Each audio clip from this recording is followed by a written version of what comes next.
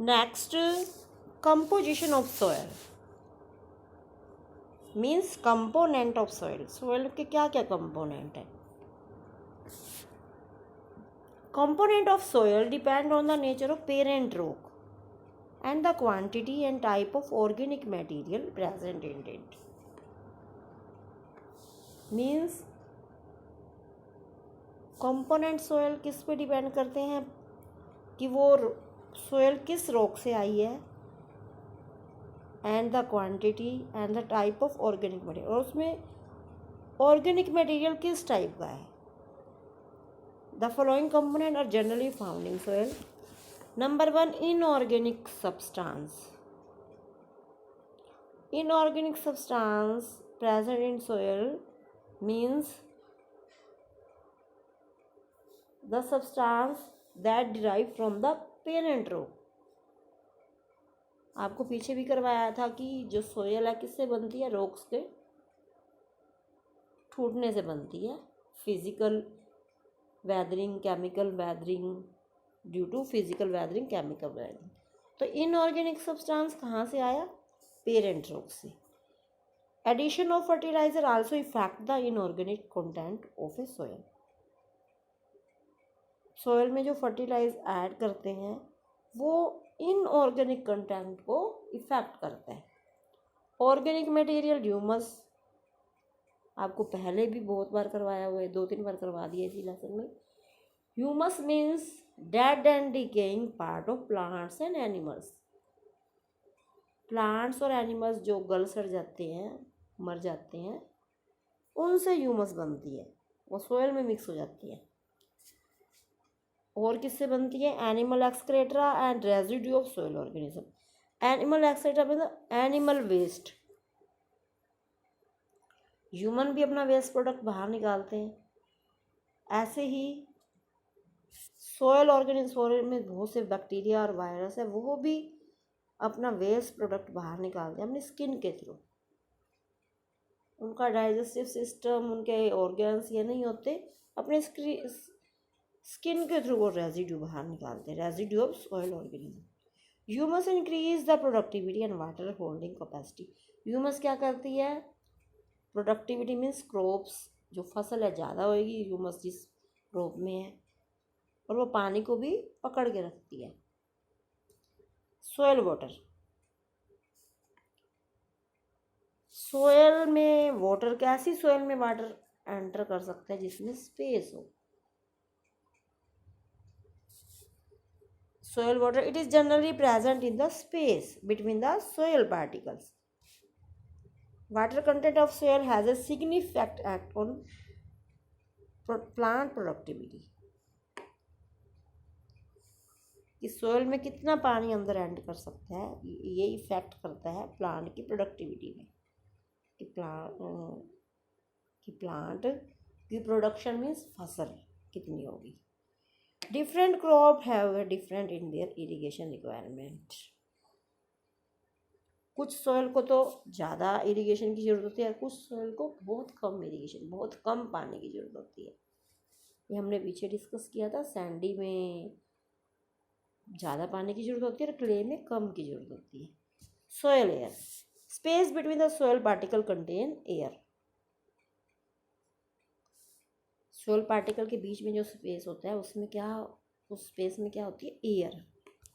Well irritated soil are associated with healthy roots.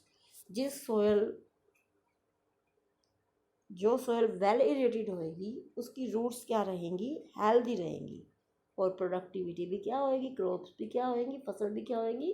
ज़्यादा होएंगी। Soil air is important for the respiration of roots. Soil air क्या करती है? Root को respiration process में help करती है, सांस लेने में हेल्प करती है। जैसे ह्यूमन बीइंग रेस्पिरेशन प्रोसेस होती है ह्यूमन बीइंग में, ऐसे ही प्लांट में भी होती है। प्लांट में रेस्पिरेशन के साथ साथ फोटोसिंथेसिस प्रोसेस भी होती है।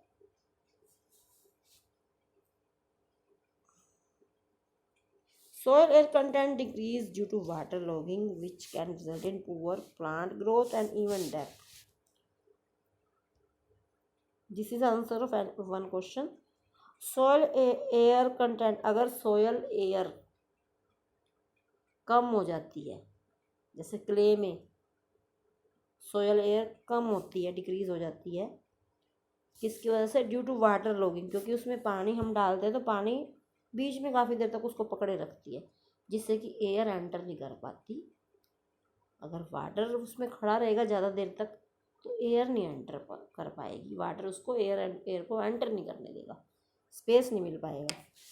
Soil air content decrease due to water logging which can result in poor plant growth and even death of the plant living organism. Soil का component, last component of soil living organism, there are 5 component: inorganic, organic, soil water, soil air, living organism means bacteria, fungus. A variety of organisms are found in soil. They include microorganisms like bacteria, fungi and alga. Do you know there are 5,000 to 7,000 different species of bacteria in 1 gram of soil? 1 gram soil में कितनी तरह के bacteria हैं? It is very amazing. 5,000 to 7,000. Only 1 gram. Next, insect and earthworm are also present in soil. Earthworm और insect भी होते हैं soil में। जो अर्थवर्म को नेम दिया हुआ है नेचुरल प्लोमैन। प्लोमैन मीन्स जैसे फार्मर हल चलाता है मिट्टी में उसको सॉफ्ट करने के लिए, ऐसे अर्थवर्म क्या करते हैं? हल का काम करते हैं। वो सोयल में नीचे तक सुरंग खोदते रहते हैं, मिट्टी को ऐसे सॉफ्ट करते रहते हैं। आपने कभी देखा भी होगा। जिस सोयल में अर्थवर्म होते हैं वो सोयल अच्छी मानी जाती है। Next, vermi composting. कंपोस्ट आपने सुना होगा, खाद।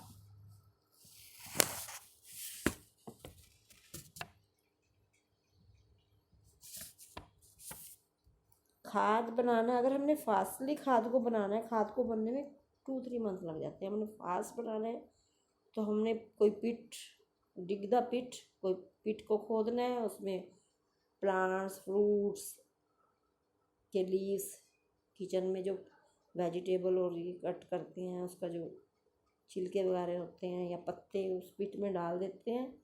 ऊपर से सोयल डालते हैं। सोयल में अगर अर्थवर्म होंगे ज़्यादा उस सोयल में तो खाद बहुत जल्दी से बन जाएगी। This is vermicomposting.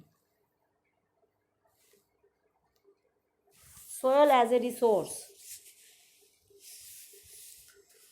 Soil material are a critical component in the mining and construction industries. कह रहे हैं खान बनानी हो, माइन और कंस्ट्रक्शन, कोई कंस्ट्रक्शन करनी हो, उनमें सोयल का बहुत इम्पोर्टेंट पार्ट है।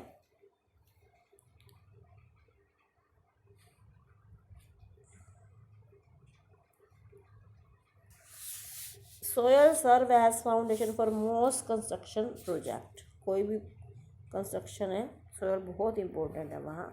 Massive volume of soil can be involve in surface mining. आपको पता होगा जब भी कोई कंस्ट्रक्शन करते हैं तो पहले नीचे सरफेस पे मिट्टी डाली जाती है, फिर उसको पक्का किया जाता है। Road building and dam construction. Earth sheltering is the agriculture practice of using soil as external thermal mass against building walls. Soil surface are critical to the environment as well as to food and fiber. Soil provide mineral and water to the plant. Soil plants को क्या देती है? Mineral and water. Soil क्या करती है? Rain water को भी absorb करती है, फिर बाद में यूज़ कर लेते हैं। अंडरग्राउंड वाटर यूज़ करते हैं, जैसे हैंड पंप या पर ट्यूबवेल, वेल, ठीक है। Soil absorb rain water and release it later, यानी कि बाद में यूज़ कर सकते हैं। Preventing flood. सोयल क्या करती है? बाढ़ को भी रोकती है, क्योंकि जहाँ पे मिट्टी होएगी वो अगर बारिश आएगी तो पानी अंडरग्राउंड चला जाएगा, लेकिन जहाँ पर सोयल नहीं होएगी तो वहाँ बाहर आने का चांस हो जाएगा, क्योंकि अंडरग्राउंड वाटर नहीं जा पाएगा, उसको जगह ही नहीं मिलेगी वाटर को अंडरग्राउंड जाने के लिए। एंड रफ, और सूखे को भी रोकती है सोयल। सपोज सूखा पड़ जाए, जहाँ पे कच्ची जगह है वहाँ अंडरग्राउंड पानी मिल जाएगा। Soil clean the water as it percolate. Percolate क्या किया था हमने पीछे, the rate at which water enter the soil.